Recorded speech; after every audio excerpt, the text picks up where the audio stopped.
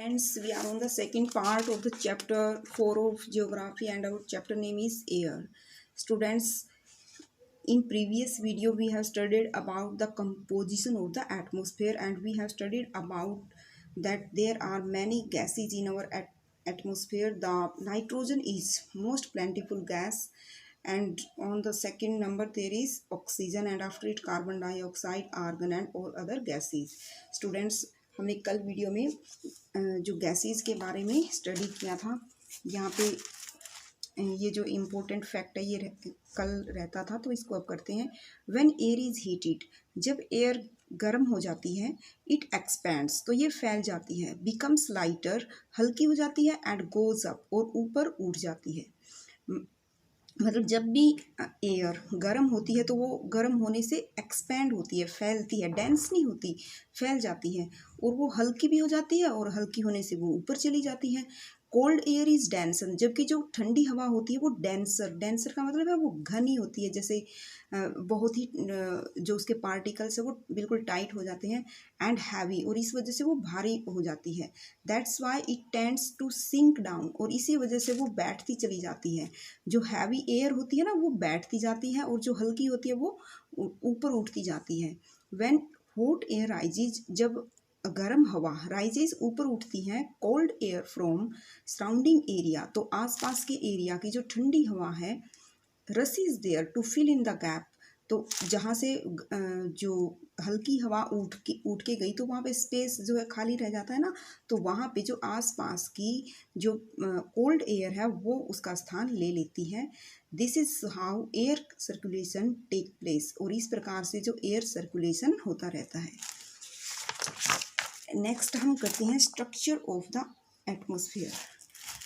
Students, our atmosphere is divided into 5 layers starting from the earth surface. Earth के surface से start करके जो हम एटमोसफियर है उसको 5 पार्ट्स में, 5 लेयर्स में डिवाइड किया गया है. और सबसे पहले first of all troposphere, then stratosphere, mesosphere, thermosphere and exosphere. हम इसको एक डायग्राम से समझते हैं. First of all students, you can see that there is surface of the earth, it is surface, and after surface the troposphere starts.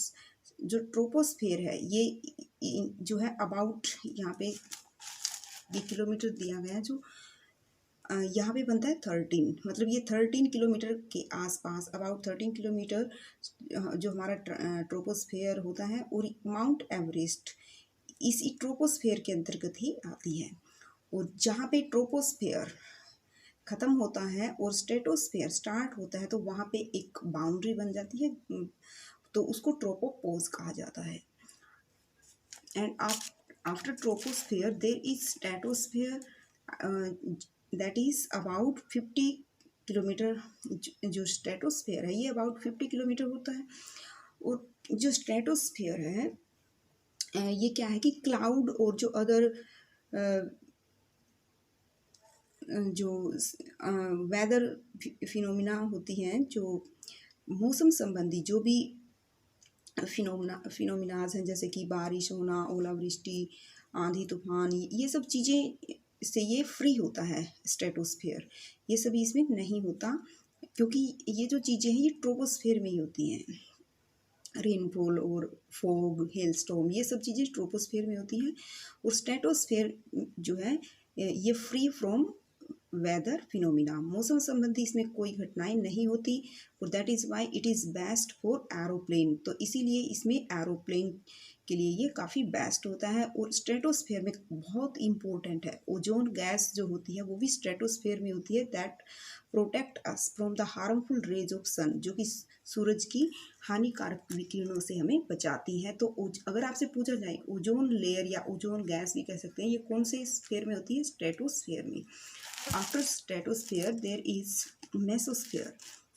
जो mesosphere है ना, it is about 80 kilometre, ये लगभग 80 किलोमीटर के आसपास है. और इसमें मीटियोरॉइड्स जलते हुए दिखाई देते हैं. हम कहते हैं ना कि तारा जब बिल्कुल क्लियर आकाश होता है तो हमें क्या दिखते हैं? आसमान में तारे टूटते हुए दिखते हैं. तो एक्चुअली होते क्या है? मीटियोराइट्स बर्न होते हैं, मीटियोराइट्स जलते हुए दिखाई देते हैं. तो हम ये कौन से स्फीयर में देखते हैं? मेसोस्फीयर में.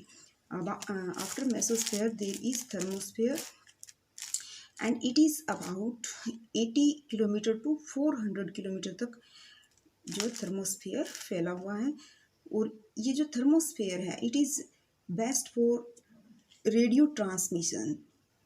इनफैक्ट जो रेडियो वेव्स होती हैं वो transmitted from earth are reflected back to the earth by this layer. जो अर्थ से जो रेडियो वेव्स रेडियो तरंगे जो आसमान में जाती हैं तो ये थर्मोस्फेयर उसको रिफ्लेक्ट करता है, वापस अर्थ पे भेजता है।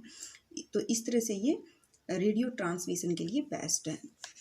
And last one is exosphere. Exo आप इसको एग्जिट मतलब बाहर निकल जाते हैं यहाँ से, तो इसको इस तरह से याद रख सकते हैं कि सबसे जो लास्ट स्फीयर है वो कौन सा है, सबसे ऊपर होता है और सबसे लास्ट है एक्सोस्फेयर। जो एक्सोस्फेयर है this layer has very thin air. इसमें जो हवा होती है मतलब जैसे जैसे हम ऊपर जाते जाते हैं तो जो एयर है वो बिल्कुल थिन होती जाती है। तो ये सबसे ऊपर है तो इसमें एयर है वो थिन हो जाती है और यहाँ पे लाइट गैसेज जैसे कि हीलियम, हाइड्रोजन ये पाई जाती है। तो हम अब इनको डीपली समझते हैं। Troposphere this layer is most important layer of the atmosphere. सबसे इम्पोर्टेंट लेयर है ये और इसकी हाइट 13 किलोमीटर है। यहाँ पे जो एयर है वी ब्रेथ एग्जिस्ट एयर, जो हवा हम सांस के लिए इस्तेमाल करते हैं ना तो वो ट्रोपोस्फेयर में ही होती है। और जो वेदर फिनोमिना होती है जैसे कि रेनफॉल, फोग, हेल स्टॉर्म ये इसी स्फेयर में पॉसिबल होता है। नेक्स्ट है स्ट्रेटोस्फेयर। जो स्ट्रेटोस्फेयर है it above the troposphere lies the stratosphere. It extends up to height of 50 kilometre. This layer is almost free from cloud and associated making condition most ideal for flying aeroplane. क्योंकि ये free होता है, cloud से free होता है और जो weather phenomena होता है उससे भी फ्री होता है, तो इसलिए ये एरोप्लेन के लिए बेस्ट है। यहाँ पे एरोप्लेन फ्लाइंग होते हैं। और इम्पोर्टेंट फीचर इसकी क्या है कि यहाँ पे ओजोन गैस पाई जाती है जो कि हमें प्रोटेक्ट करती है harmful effect of sunrays. Next है mesosphere. This is third layer of the atmosphere. It lies above the stratosphere. ये स्ट्रेटोस्फेयर के ऊपर होती है और थर्ड लेयर है और ये 80 किलोमीटर की हाइट तक ही फैली हुई है और इसमें मेटेओरॉइड्स हम जलते हुए देख सकते हैं।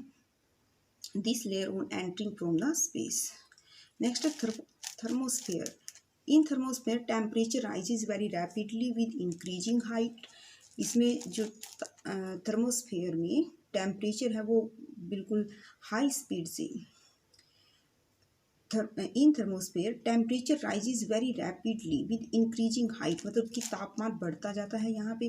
और ionosphere is a part of this layer. इस लेयर का आइनोस्फेयर इसका एक पार्ट होता है थर्मोस्फेयर का। आयन से आप समझ सकते हैं कि रेडियो एक्टिव जो किरणें होती हैं वो इसमें पाई जाती हैं। It extends between 800 to 400 kilo 80 to 400 kilometer. This layer helps in radio transmission.